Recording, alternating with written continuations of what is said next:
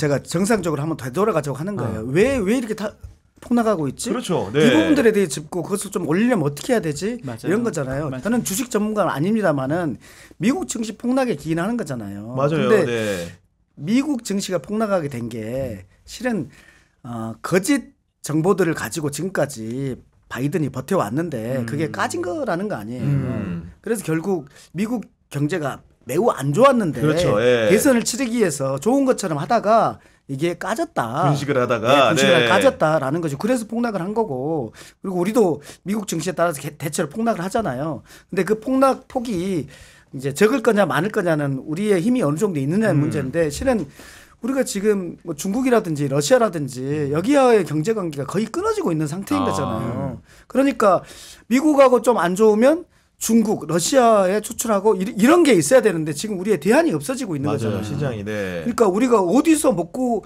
수출을 해가지고 경제를 호황시켜 이 기대가 없어지고 있어요. 지금 대한민국의 기대가. 그래서 저는 여러 군데에다가 달걀을 나누어 담아야 되지 않나라는 생각도 들고 외교 안보 같은 경우도 이거 고집으로 할 게 아니에요. 저는 정치학과생인데 우리 반도는 항상 어떻게 배웠냐면 우리 반도는 항상 줄타기야. 이쪽에다 힘 안 싣고 저쪽에다 힘 안 싣고 경제는 미국한테 우리는 중국이랑 경제해야 되잖아. 이해해줘. 아쉬운 소리 하고. 안보는 그렇지. 안보는 중국에다가 우리는 미국하고 안보해야 되잖아. 알잖아. 이렇게 일관되게 주장하는 것이 우리의 숙명이다라고 저는 대학교 때부터 그렇게 배워왔어요. 근데 지금 갑자기 무너져가지고 우리는 다 몰빵을 미국한테 경제도 안보도 다 몰빵하고 한쪽은 딱 당을 쌓아버리면 이게 느낌이 안 좋은 게 뭐냐면요. 일본이 원하는 게 딱 이거요 보이거든요. 일본은 항상 한반도하고 대만 여기가 화약 고이길 바랍니다. 맞아요. 그랬을 때 본인들의 경제가 확 크기 때문에 반대급부가 있어서. 그랬을 때 일본이 이제 커지는 거거든요. 그래서 이 일본의 정한론이 있었는데 그것을 계속 그들은 끝내 안 버리고 있어요. 임진왜란 때부터. 안 버리고 있는데 지금도 안 버리고 있다는 저는 생각을 하고 있는데 그렇기 때문에 그들은 계속해서 이 한일 관계 역사 문제에 있어서 잘못했다고 안 하잖아요. 우리는 잘못만 들으면 알았어 이제 미래로 가자 할 건데 잘못했다고 안 하니까 우리가 알았어를 못 하잖아요. 그래서 너를 좀 띄었습니다마는 어떻게 하면은 증시를 호황하게 할 것인지 근본 원인을 찾아보자. 그걸 해야 된다. 몰빵하면 안 됩니다. 광복회 그 이종찬 회장님이 굉장히 오늘도 보니까 MBC 김종배의 시선집중 나와가지고 완전히 사자호를 토하시더라고요. 그러니까 신임 독립기념관장에 김영석 고신대 석좌 교수가 임명됐는데 이분이 어떤 분이냐. 성향 분류하자면 뉴라이트 계열이라는 거예요. 이런 분을 어떻게 3년 임기에 그것도 독립기념관장을 시키냐.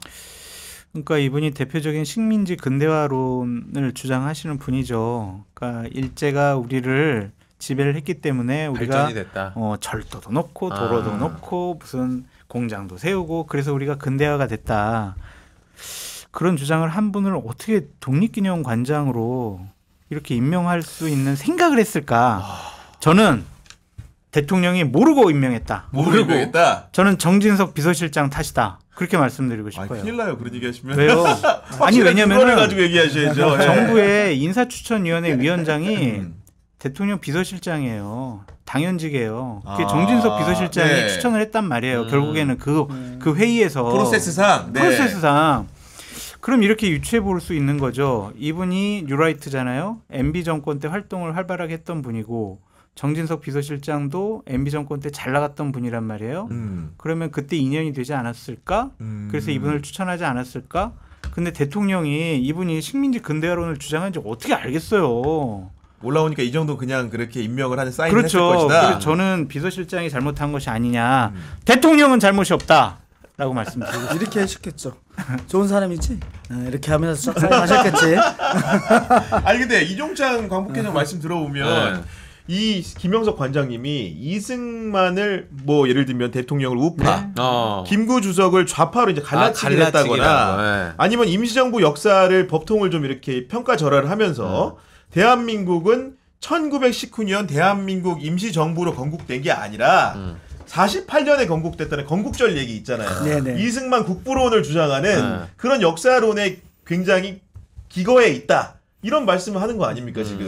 그렇게 보면 우리의 건국이 1948년이면 그 전에 독립운동은 좀 말이 좀 안 되는 거잖아요. 그렇죠. 우리가 독립기념관 아니에요? 독립기념관이죠. 이름 네. 자체가. 독립기념관. 네. 네. 보십시오. 우리 국감 때 여기는 독립기념관장은 인사청문회 대상이 아니어서 인사청문을 안 했지만 국감 때는 인사청문회장이 될 거라고 봅니다. 아니, 공교롭게도 보훈부도 네, 정무입니다. 정무이잖아요. 네. 제가 정진석 우리 비서실장 하니까 웃은 건데 지난번에 한번 사고가 있었어요. 아버지 때부터 있어가지고 발언을 한번 실수한 게 있었잖아요. 네. 그것을 가지고 이제 아버지까지 물고 들어가는 경우가 있었거든요. 그래서 여기까지 가지 맙시다라고 하면서 우리가 접었던 기억들이 있습니다. 그때도 이제 이 논쟁이 지금 있는 거잖아요. 그 육사에서 우리 홍범도 장군 맞아요. 빼내는 거. 저는 그분에 있어서도 당황스러운 게 홍범도 장군이 43년에 돌아가셨어요. 그런데 육사는 북한에 대해서만 침략을 막는데요, 아니면 외세의 침략을 막는데요? 외세의 침략을 막는 데잖아요. 홍범도 장군은 43년 돌아가셨어. 그리고 뭐 외세의 침략이었던 일본에 대항하면서 살았어 평생. 네. 근데 이분이 그 소련 공산당에 입당했다는 것 때문에 안 된다는 거잖아요. 네.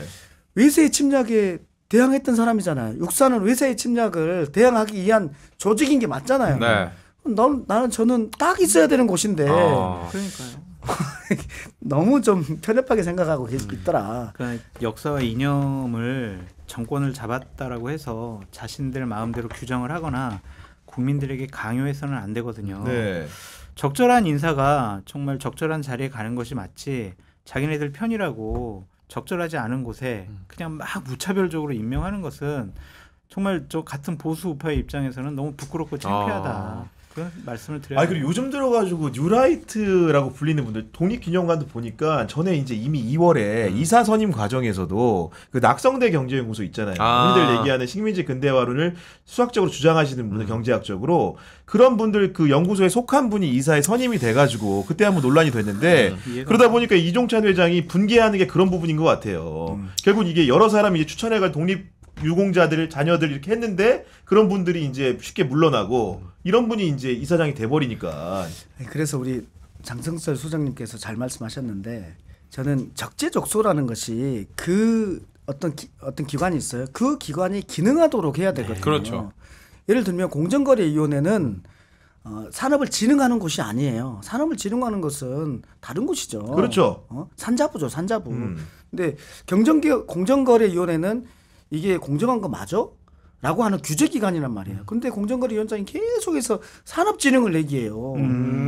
그래서 제가 그랬어요. 공정거래위원장이에요. 산자위원장이세요. 그 일은 산자위원장이 할 거니까 공정거래위원장은 공정거래위원장의 역할을 해줘야지 서로 균형이 맞아질 거 아닙니까? 그래서 대통령이 어떤 시각을 가지고 있으면 계속 그쪽으로 따라가기 위해서 모든 부서가 그렇게 되면 안 된다라는 거예요. 권익위는 부패를 막는 곳이에요. 일단 그 기능이 아니에요. 가장 기본이라고요. 김건희 여사를 보호하는 곳이 바뀌었어요. 그러니까 가깝한 거예요. 지금 그러니까 이 국가기관이 국가기능의 역할을 못 하고 있는 거예요. 저희 방송 미디어 쪽도 검찰 출신이 가시고 그러잖아요. 네. 의원님, 네. 김홍일 방통위원장이 저희 권익위원장이셨습니다. 그러니까 국무소관이었다가 그래서 제가 다 했었습니다. 과방위로 또 가지고. 여기 워낙 출중하신가 봐요. 이것도 하고 저것도 하고. 네. 그리고 이게 독립기념관 이사장만이 문제가 아니고 사도광산도 처음에 불거졌을 때 그렇죠. 의혹이 많았잖아요. 그러니까요. 근데 오늘 이제 한겨레신문 보도 봤더니 일면에 떡하니 써놓은 거 보니까 세계문화유산 등재하고 협의하는 과정에서 조선인의 강제노동을 설명하는 전시물에다가 강제라는 걸 넣어줄 수 있냐 우리가 물어봤다는 거 외교부가. 그랬더니 안 된다고 했는데도 그냥 오케이 해줬다는 거 아닙니까 지금. 외교부의 발표는 다르지 않았어요? 발표요? 맨 처음에 얘기했을 때 약간 그런 취지가 희석되게 말했던 것 같아요. 동의할 때 네. 그쪽에서 다 우리의 요구를 받아줘서 네. 이렇게 했다라고 했잖아요. 근데 오늘 보니까 그게 아니잖아요. 실은 그게 강제가 아니면 그걸 우리가 동의할 수가 없는 거죠. 그렇죠. 강제 동원이었다, 강제 징용이었다. 이거에 대해서 동의 없는 사도광산을 어떻게 우리가 유네스코에 동의를 할 수 있습니까? 아니 이게 약간 의리 갑한테 부탁하는 느낌이기도 하고 약간 좀 저기 이 강제 좀 넣어주시면 안 됩니까? 저는 이거 자체가 누가 피해자고 누가 가해자인지가 헷갈릴 정도예요 지금. 노래가 생각이 나요. 어떤 거요? 일본 앞에만 서면 나는 왜 약해지는가? 약해지는가? 이해할 수가 없어요. 이 노래를 내가 들어봤네요. 옛날에 일본 앞에서만 서면. 그러니까 참 여러 가지로 이해할 수 그리고 없는 전신문에다가 그 강제동원의 피해자 증언을 담는 방안도 이제 제시했다는 거 아닙니까? 근데 그것도 수용하지 않는다고 했다는 거예요. 근데 그 전시문은 또 어디 뒀냐? 그 아이카와 이제 향토 박물관이라는 데인데 사도광산 본진이 있으면 거기랑 떨어진데 어떻게 보면은 그때 제가 본 기억이 맞다면 대중교통도 닿지 않는 곳이라고 하더라고요. 10km가 떨어져. 그런 민속박물관에다가 전시를 하나 해놨다는 거잖아요. 예. 근데 사람들이 잘 오지 않는 곳에 강제라는 표현도 안 돼. 그리고 피해자 증언도 못 담아. 그러면 이거를 만인들이 있는 세계 만방이 있는 상황에서 우리가 괜찮다고 해야 되는 겁니까 이게?